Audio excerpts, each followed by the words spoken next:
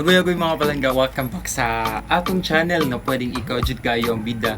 This is Junery the High Quake, ang inyong publing YouTuber. Ayan. So sa karon kay since we wasn't able to do a lot of vlogs, wala kay taka-vlog no kay because busy sa trabaho, nag face to face na sa atong klase, nakaandam na ta. And hopefully sa katong mga nag face to face na, you will keep on having ihunahuna gyapon ninyo yung pagiging safe natin. Let's always wear mask as well as sanitize ourselves sa paglakaw na tungo sa eskwelahan.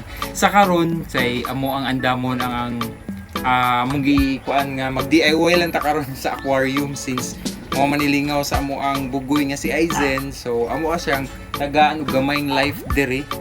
So since it is a DIY, kanang gamit kaayo no, magkuha ka og mga kahoy sa palibot lang, bato nga natural sad siya, not acidic or makadaot dito sa atong mga isda nga gigam karon. So I will be showing you how I will prepare our DIY design or aquascaping diri sa ato ang aquarium. Dili na mo nindot ang ato ang lower part sa aquarium natin pag di natin gagamitan ng gravel. So graba pa sa Bisaya no, we will be using gravel. It is important to use a gravel that is natural. Example na ni siya kay kani. So it is written here, a natural bottom for the aquarium. It is really natural, and before nato siya gamiton kay ato sa siyang limpyuhan. Let's wash this one with the use of a lukewarm water para malimpyo siya, di makadaot diri sa atong mga isda. Kay we will not change this one for many weeks. So dapat siyang limpyo daan. Nindot sad kayo no kung ada na to siya og gamay nga life sa ato ang aquarium, labi na kaning aqua type nga kahoy. So it is a branch from a root from a certain tree nga gikan sa dagat nga dili sad siya madaot dayon when it is underwater. Fresh, I mean dagat akong gimino, but it's from fresh water. So kani siya ato sa ni siya gamiton unya. Since we will be utilizing some little things or atong ipang sumpay-sumpay mo nang importante sad kayong natay gi-acquire nga Aguuuyyyyy elephant super glue, pangdikit ng mga bagay-bagay sa ilalim ng tubig.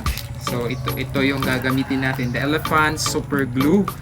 And then ato siya gamitan og mousse, underwater mousse. Ano siya? Pero tinuod din siya, this is not artificial. It is real and preserved. Pero ato siyang ilimpyuhan og init nga tubig before nato siya gamiton.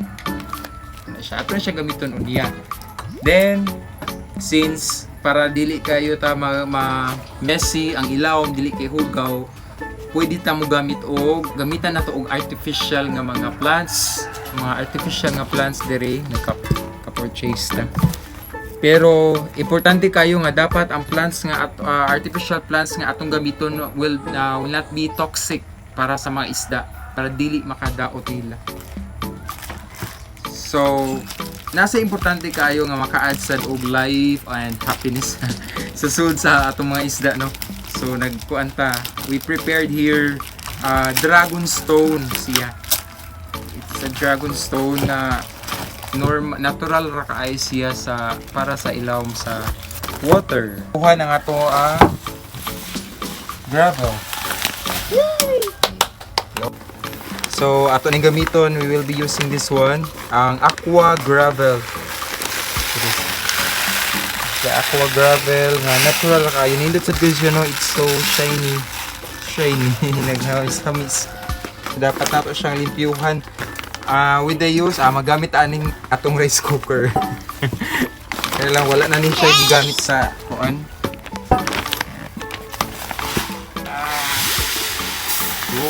Nasa bugas pero ang gadong is abog. I thought gravel was colorful. I thought gravel is colorful. So ato siya. Can you describe me what's a gravel? Gravel is made with volcano rocks. Yeah, it's made of volcano rocks. So is it poisonous or toxic to fish? No. No? Can we use this one? Because it's shiny. Are there any other kinds of gravel? Yeah, there's different kinds of color. Not tell you that only gravel. That's not So yeah, it's not included. This one, And the gravel. it's a dragon type rock. It's not. It's not You know we're talking about gravel. We're talking about the gravel. Go. And the gravel have different colors. Basta do a week, they turn a new color. They will turn into a new color. Oh, basta they get older. The lukewarm water, then hindi sponsor sa Boysen. O din ko po.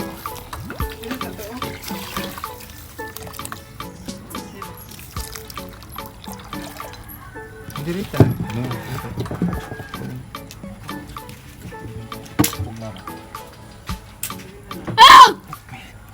Oh, we broke it. This is that's expensive. $300 million peso. Okay, against the light. Ano sa dere? Okay. Maklaro ang grama.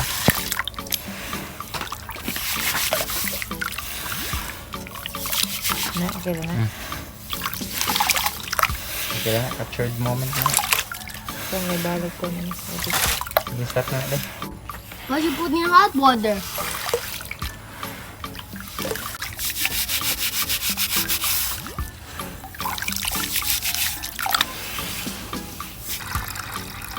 Yes, him!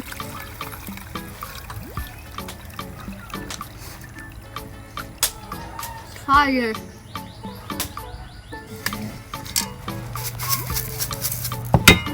No! Okay, we're done. Oh my god! So we'll be adding another Because the design inside the aquarium. This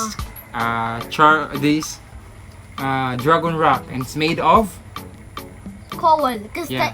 the inside is full with coal. it's full with gold. Yeah, This it's- one. Oh, So it's not poisonous to our fish. yeah, because coal makes it survive to make the fish healthy. Yeah, it could make the fish healthy. How did you know that? Because I do research and I found it. It was me. You found it in YouTube? Yeah! Found it on the guy. Very good. Wow.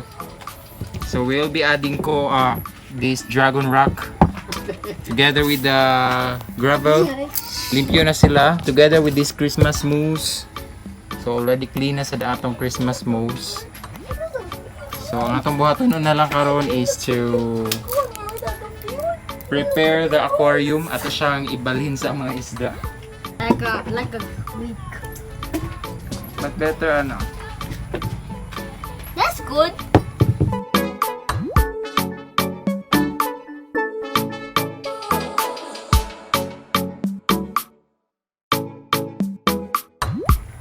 So sa karon kay we will be attaching the kaning kahoy, ang kahoy natin i-attach natin dito sa ating dragon stone with the use of Aguuuyyyyy elephant. So ayan. Yeah. So didikit natin to.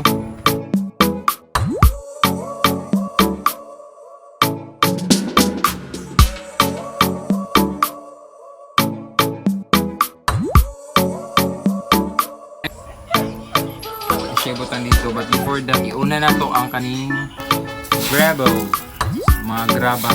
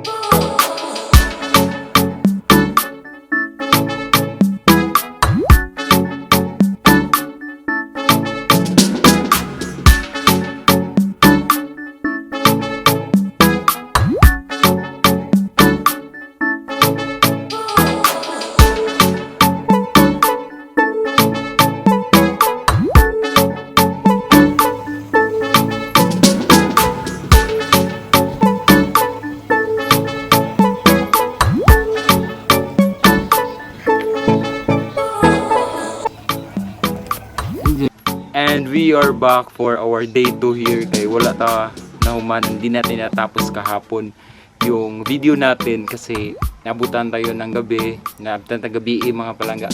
So karon kay it's all done, naka-set up na siya with the light at the back part. So naka LED light. So karon na lang nato ipadayon, no. So simple ra kay siya nga DIY na to nga aquarium for Jay's Aizen sa amo ang pinalan kang bugoy.